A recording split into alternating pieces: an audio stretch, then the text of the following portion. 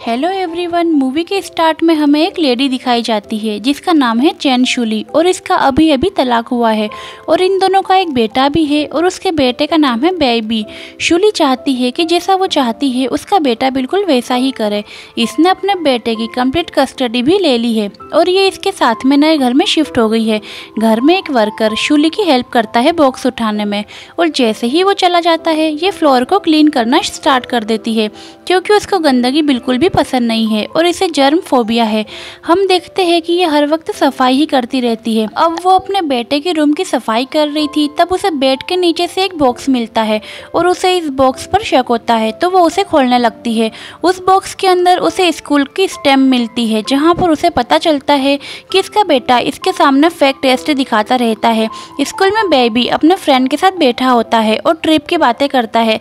तभी एक लड़की आती है और बेबी की फ्रेंड का जैकेट मांगती है। तभी एक लड़का उठकर बेबी की फ्रेंड का जैकेट उसको दे देता है और तभी यहाँ पर ये सब लोग इस लड़की का मजाक उड़ाने लगते हैं।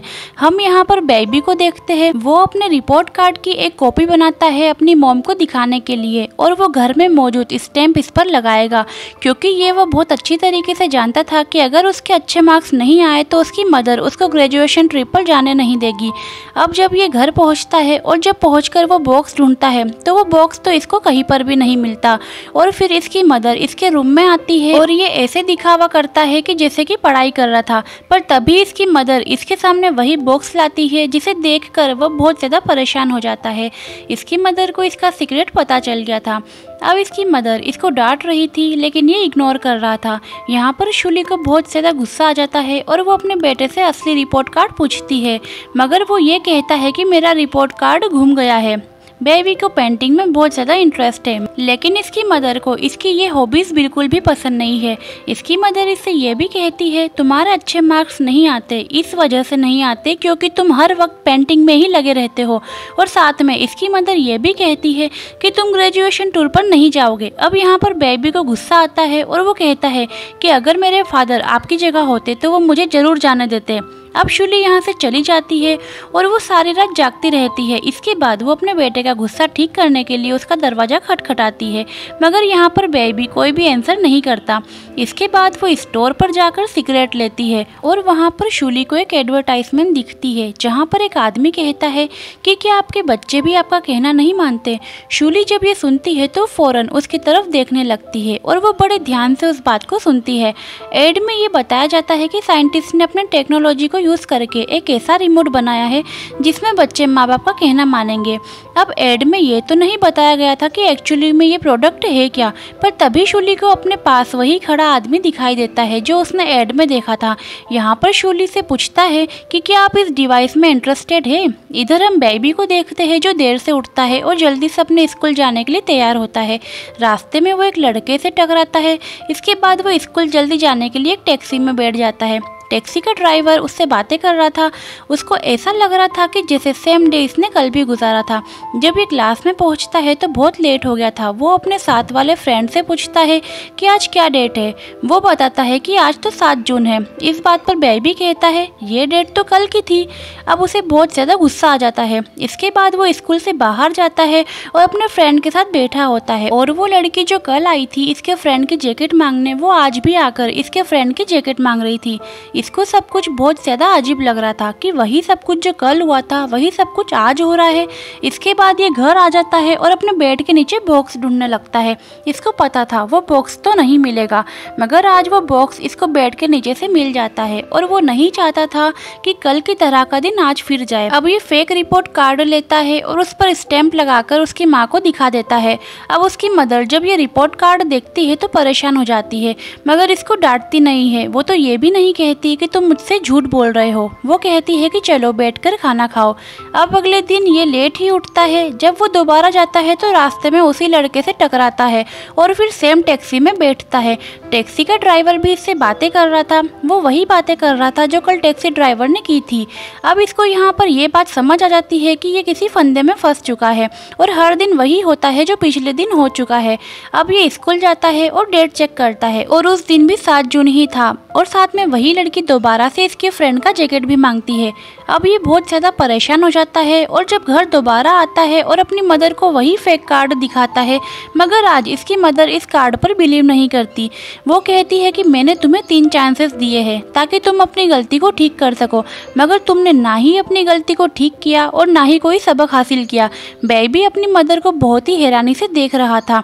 बेबी की मदर उसको बताती है कि अगर तुमने अपनी गलती को ठीक नहीं किया तो तुम हमेशा ऐसे ही फंदे में फंस कर रह जाओगे। इसकी मदर अब इसके सामने रिमोट निकालती है और रीसेट का बटन सेट करती है और यहाँ पर बेबी नेक्स्ट मॉर्निंग के लिए रीसेट हो जाता है। आज भी 4th टाइम वो 7 जून को ही उठता है।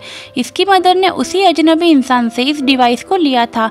अब उसकी मॉम इस डिवाइस को उसे टॉर्चर करने के लिए यूज़ करती है और वो बेबी से कहती है कि दोबारा गलती मत करना। बेबी आज भी फेक रिपोर्ट कार्ड अपनी मदर को दिखाता है और 4 दिन तक वो वही सेम चीज़ को रिपीट करता रहता है। अब जब वो इस फंदे से थक चुका था तो वो रियल रिपोर्ट कार्ड अपनी मदर के सामने लाता है। अब इसकी मदर खुश हो जाती है और उनको समझ आ गया था कि इस रिमोट का यूज़ करके अपने बच्चे को कंट्रोल में कर सकती है।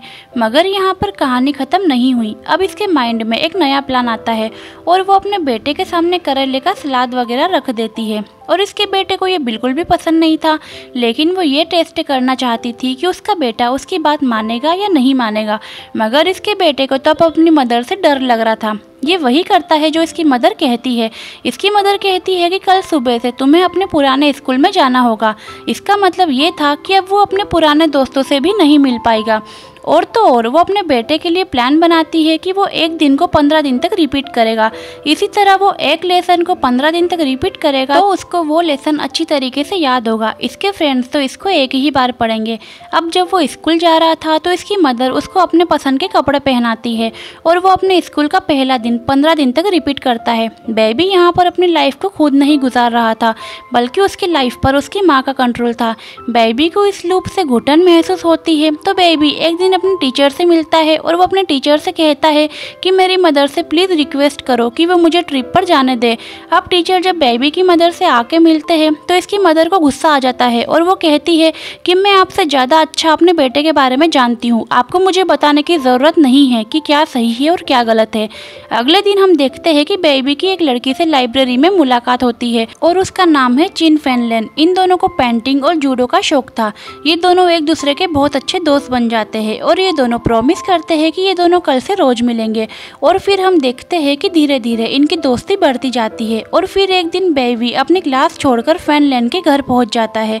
फेनलेन यहाँ पर उसको अपनी मॉम से मिलवाती है जो कि एक पेंटर है और इसके बाद वो उसे अपने फादर से मिलवाती है जो कि एक म्यूजिशियन है। फेनलेन के पेरेंट्स बेबी की मदर की तरह बिल्कुल भी नहीं है।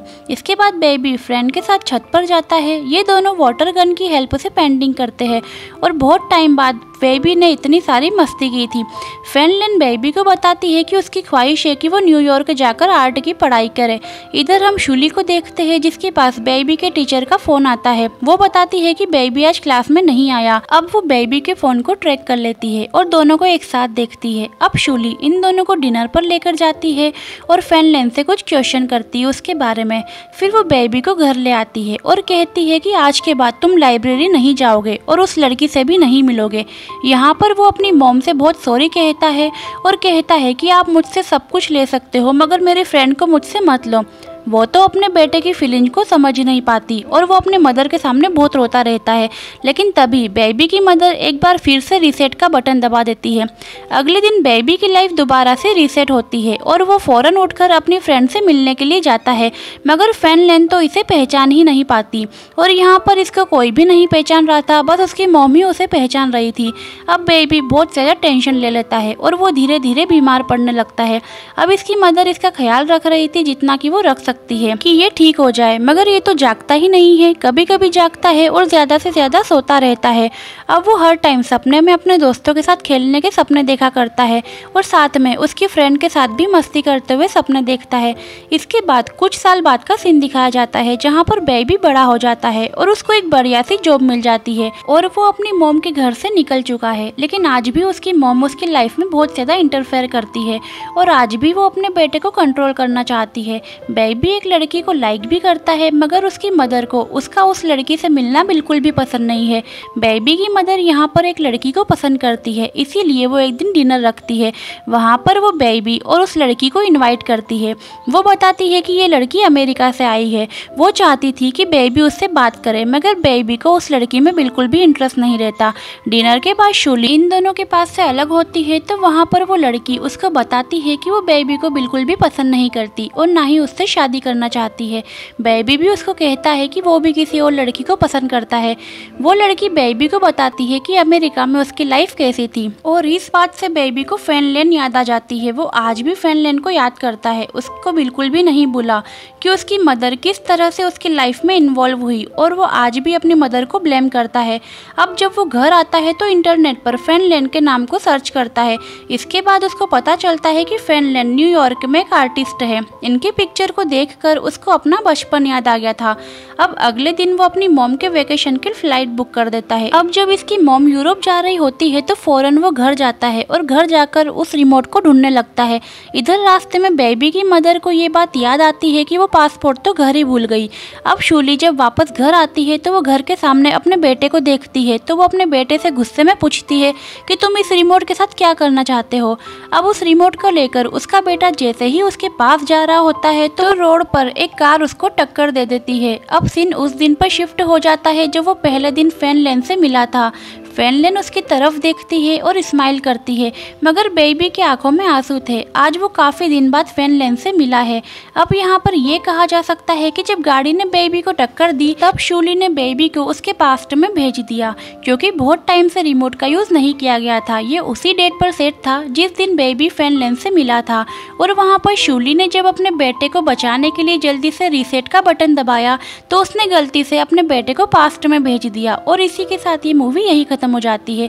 तो गाइस, कैसा लगा आपको हमारा एक्सप्लेन? अगर आपको हमारा एक्सप्लेनेशन अच्छा लगा हो तो हमारे चैनल को लाइक करो, शेयर करो, सब्सक्राइब करो। मिलते हैं नेक्स्ट मूवी में।